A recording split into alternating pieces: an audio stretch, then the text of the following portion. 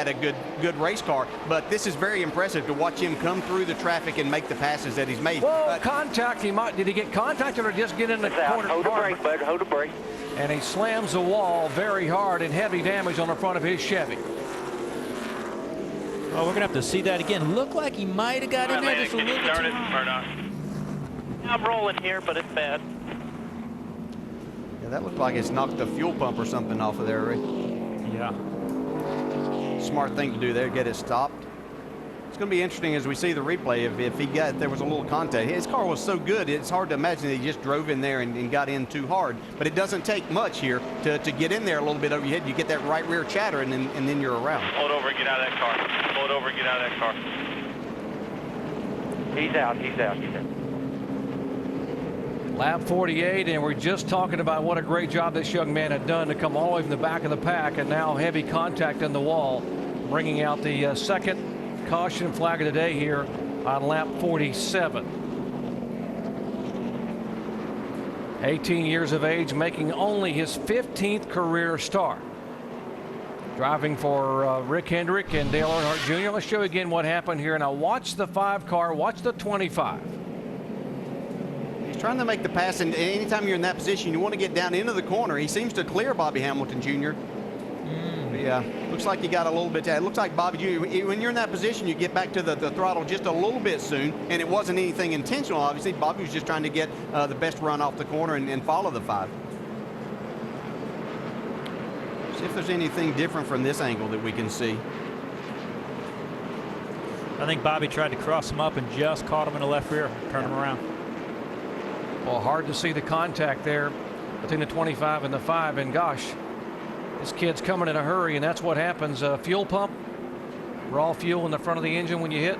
Yeah, when you crush the nose on those cars, a lot of things can happen. Sometimes it moves the engine plate, which will knock the fuel pump off. You'll break an oil line. That looks like it might have been oil fire there. Oil cooler, possibly, DJ? Yeah, definitely.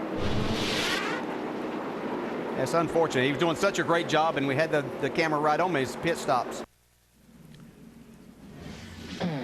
Not the first time Bobby Hamilton Jr. and Landin Casill have come together earlier in the month in Nashville, Tennessee. There's contact there, the 5 and the 25. The 5 goes on, but the 25 doesn't have as much luck. Bobby Hamilton would finish 30th, and Landin Casill would get a 9th place finish. What'd you say to Chad? I just thought him the driver doing a hell of a job. That was the beginning of the month, and Hamilton finished 30th. Casill got his career best finish of 9th. Now let's listen in to what the 25 had to say, Bobby Hamilton Jr. after this most recent incident just a moment ago.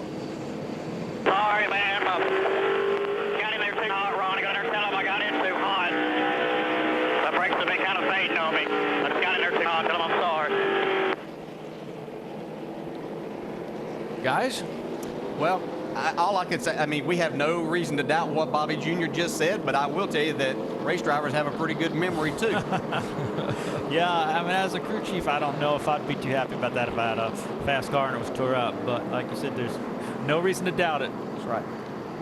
Well, Doc, Landin Casill has been released from the infield care center. You earned your first pole today.